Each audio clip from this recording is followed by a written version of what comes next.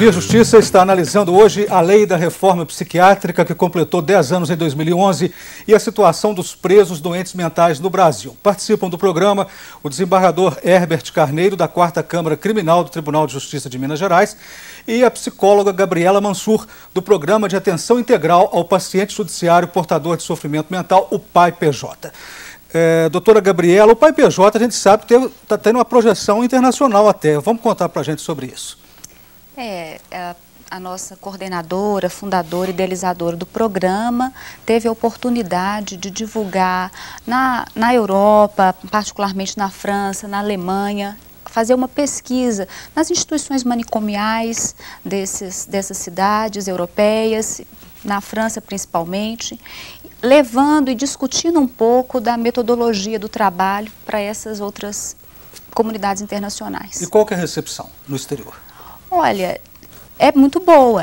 O PAI-PJ ele é muito inédito, assim. A gente verifica que não existe no mundo um programa que, assim como o trabalho de articulação, de intersetorialidade, de interdisciplinaridade, como o PAI-PJ propõe. Então, a gente tem buscado agora, como havia dito o Dr. Herbert, o Conselho Nacional de Justiça lançou a resolução número 35, propondo a metodologia do PAI-PJ para o Brasil inteiro. Então, vamos falar sobre isso do CNJ, desembargador? Perfeito. O PAI-PJ está até em outros estados, né? Exatamente. Nós integramos hoje um grupo, eu e a doutora Fernanda, do Conselho Nacional de Justiça, por determinação do ministro César Peluso, e estamos coordenando um trabalho nacional.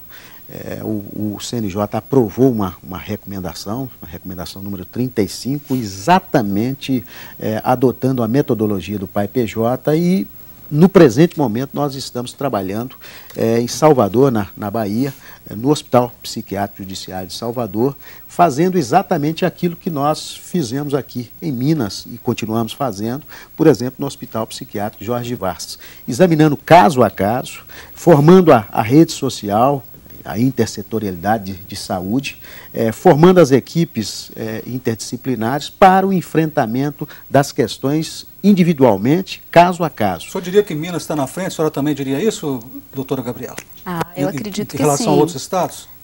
Eu acho que o PAI-PJ ele propõe essa articulação e a gente verifica que muitas vezes o portador de sofrimento mental, porque a rede não constrói uma ligação, uma discussão do acompanhamento, se perde às vezes a condução. O PAI-PJ vai propor exatamente isso, que haja uma parceria, que hajam discussões entre todos os atores envolvidos no acompanhamento daquele paciente, propiciando então a construção de um projeto terapêutico único. Eu diria que sim.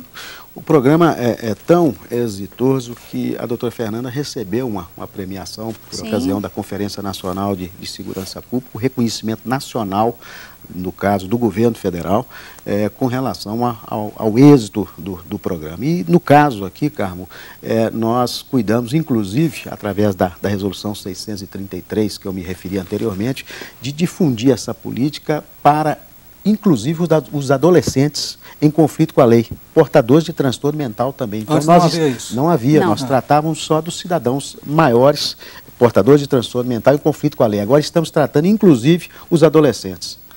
Eu estou aqui com a revista Responsabilidades, produzida pelo PAI-PJ, que reúne artigos sobre o tema. São diversos textos que discutem o atendimento aos portadores de sofrimento mental. Quais são as conclusões apresentadas nessa publicação, doutor Herbert? O senhor que abre, tem o primeiro artigo aqui, né? O senhor fala, o artigo do senhor é sobre a dignidade dos cidadãos inimputáveis. Então eu pergunto... Exatamente. Primeiro, o ineditismo da revista. Ela foi lançada pelo Tribunal de Justiça através da Escola Judicial de Desembargador Edésio Fernandes. É uma revista que nós pretendemos, a cada 6 meses, estarmos publicando uma nova revista. Esse primeiro número traz, exatamente, eu tive realmente o privilégio e a honra aí de abrir a revista com esse artigo. O reconhecimento de nós que estamos envolvidos nessa política antimanicomial, no caso do sucesso do PAI-PJ e da convicção de que estamos trabalhando com a intersetorialidade, com a interdisciplinariedade e com a individualização das pessoas, possibilitando a elas o quê, Carlos? retomar a sua cidadania, retomar a sua condição humanitária, o que não se faz ainda no Brasil quando se trata de portador de transtorno mental em conflito com a lei. Doutora Gabriela, aqui na capa do livro tem a pergunta: existem indivíduos intrinsecamente perigosos? Eu faço para a senhora a pergunta. É uma pergunta, assim, que faz pensar, né? A gente gosta sempre de lembrar, porque a psicanálise com o portador de sofrimento mental, com o sujeito psicótico, ela foi muito teorizada por um grande psicanalista francês chamado Jacques Lacan, e que, inclusive, coincidentemente, esse ano comemora 30 anos do falecimento dele, e houve uma série de conferências realizadas na França, na Argentina, aqui também no Brasil. E o Lacan vai dizer o seguinte, que não há nada mais humano do que o crime.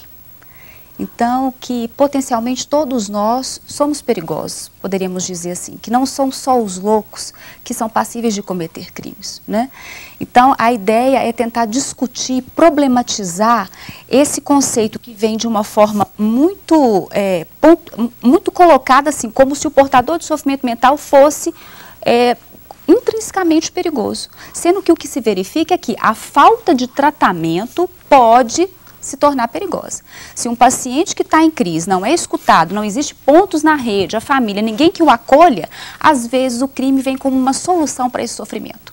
Então, o trabalho do PAI-PJ junto com a rede é tentar produzir que faça com que ele tenha uma outra resposta que não o crime. Doutora Gabriela, muito obrigado a senhora pela participação. Doutor Herbert também, muito obrigado. O Ver Justiça de hoje termina aqui. Este programa é uma parceria da TV Assembleia com a Magis, Associação dos Magistrados Mineiros. Críticas, perguntas e comentários, fale com a produção pelo telefone 31 3079 3454 ou pelos endereços eletrônicos tv@almg.gov.br ou verjustiça@magis.com.br. Até a próxima semana.